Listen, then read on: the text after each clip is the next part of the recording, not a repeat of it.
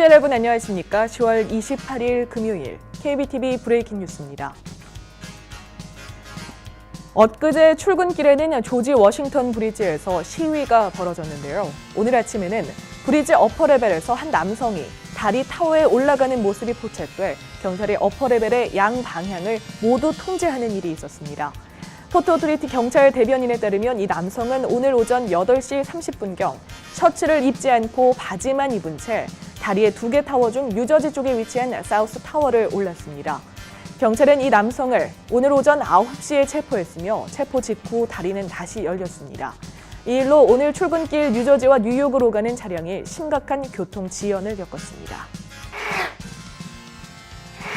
에모리 대학교에서 한 대학생이 교실에서 갑자기 쓰러져 사망하는 일이 발생했는데 이 숨진 학생이 4학년 한인 학생 데이빗 김으로 알려졌습니다. 조지아주 애틀랜타 에모리 대학 측은 교내에서 쓰러진 김 씨가 긴급히 에모리대 병원으로 후송돼 치료를 받았지만 결국 숨졌다고 밝혔습니다. 학교 측에 따르면 지난 22일 갑자기 쓰러져 병원으로 긴급 후송돼 치료를 받았으나 숨졌으며 현재까지 정확한 사망 원인은 알려지지 않았습니다. 경제학을 공부하고 졸업을 앞둔 김 씨는 한인학생회 대외 부회장으로 활동하는 등 학업뿐만 아니라 대외 활동도 적극적으로 한 것으로 알려졌습니다. 어젯밤 7시 40분쯤 뉴욕 라과디아 공항에서는 착륙하던 항공기가 활주로에서 미끄러지며 이탈하는 사고가 발생했습니다. 이 비행기에는 공화당 부통령 후보, 마이크 펜스 인디애나 주지사 등을 포함해 37명의 승객과 11명의 승무원이 타 있어 많은 이들의 우려를 샀지만 다행히 다친 사람은 없는 것으로 확인됐습니다. 현장에는 구조대원이 긴급 투입됐으며 라과디아 공항은 임시 폐쇄됐습니다. 펜스 부통령을 포함한 탑승객들은 사고 직후 항공기 뒷문으로 빠져나간 것으로 확인됐습니다. 사고 항공기는 아이오와주에서 출발한 이스턴 항공 737 여객기로 착륙 시 충격 때문에 활주로에서 벗어난 것으로 보입니다. 목격자들은 여객기가 잔디밭으로 돌진하면서 창문에 진흙이 묻고 고무가 타는 냄새가 났다고 전했습니다. 어제 뉴저지 블룸필드 고등학교의 한 교사가 2명의 학생을 성폭행한 혐의로 체포됐습니다. 어제 에섹스 카운티 검찰청은 15세에서 17세 사이에 2명의 남학생을 성폭행한 혐의로 1급 성폭행 혐의의 가중 처벌을 구형할 계획이라고 밝혔습니다. 교사는 이 학교에서 건축학을 가르치는 교사로 크리스 컨트리와 육상을 가르치는 코치로도 일했던 것으로 알려졌습니다. 어제 방과 후 브루클린 고등학교에 재학 중인 한 남학생이 학교 앞에서 칼에 찔린 채 발견됐습니다. 경찰에 따르면 어제 오후 이스트 뉴욕에 위치한 WH 맥스웰 직업기술교육고등학교 앞 리버티 애비뉴에서 칼에 찔린 17살 남학생이 발견됐습니다.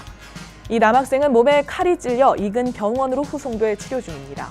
경찰은 학교 측의 수사 협조를 받아 현재 사건에 대해 조사를 진행 중입니다. 뉴욕시경이 브롱스에서 노인 여성을 상대로 한 소매치기범 추적에 나섰습니다. 어제 오후 캐스윌에 위치한 랜덜 애비뉴와 옴스테드 애비뉴 부근 아파트 로비에서 한 남성이 다가와 85세 여성이 손에 들고 있던 지갑을 낚아챘습니다. 이후 이 남성은 인근 주택으로 사라졌습니다. 피해자 노인의 지갑 속에는 현금 $50와 신용카드 5장이 들어있었습니다. 경찰은 이 소매치기범을 공개 수배하고 수색에 나섰습니다. 뉴저지 블룸필드에서는 한 미용사가 머리를 자른 뒤 자신의 머리가 마음에 들지 않는다고 말한 고객에게 후추 스프레이를 분사하는 일이 있었습니다. 미용사는 고객의 아파트에서 머리를 자른 뒤 고객이 불만을 표하자 얼굴에 후추 스프레이를 뿌린 뒤 황급히 아파트를 떠났습니다. 블룸필드 경찰 당국은 이 여성을 폭행과 무기 소지 등의 혐의로 체포했다고 밝혔습니다.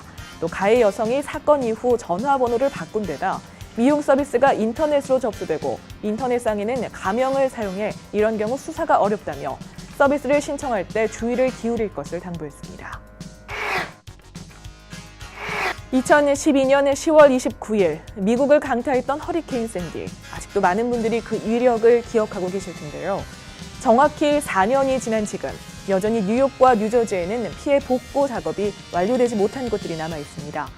크리스 크리스티 뉴저지 주지사는 오늘 시사이드 하이츠와 해켄색 등을 들러 샌디 복구 작업 진행 상황을 점검할 예정입니다. 시사이드 하이츠는 샌디가 왔을 당시 해안선을 따라 521가구가 심각한 피해를 입은 바 있습니다. 어제 새벽 어퍼이스트 사이드에서 화재가 발생해 한 명이 사망했는데요. 6급 화재였던 이 현장에서 소방관들이 빠르고 현명하게 대처해 더 많은 인명피해를 막았다는 평가가 이어지고 있습니다. 특히 오늘 오전 빌 드블라지오 뉴욕시장은 소방관들의 영웅적인 구조 작업에 대해 감사한다는 입장을 발표하고 어퍼이스트 사이드 소방서를 방문하기도 했습니다.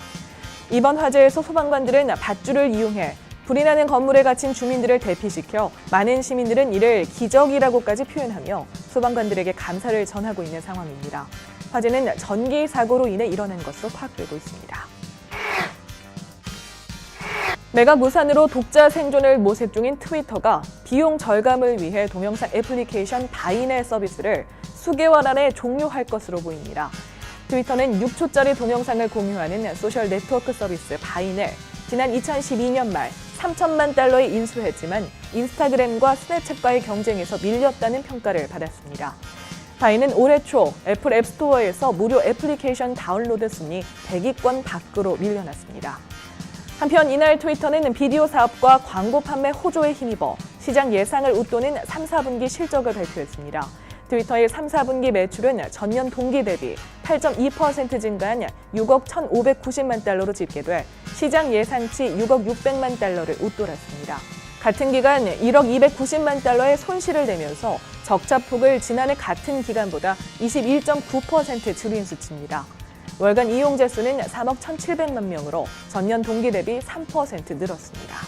10월 28일 금요일 브레이킹 뉴스 마칩니다. 오늘부터 저희 KBTV 뉴스투데이가 뉴스9으로 새롭게 단장해 소식을 전해드립니다. 시청자분들의 많은 관심 바랍니다. 좋은 주말 보내십시오. 고맙습니다.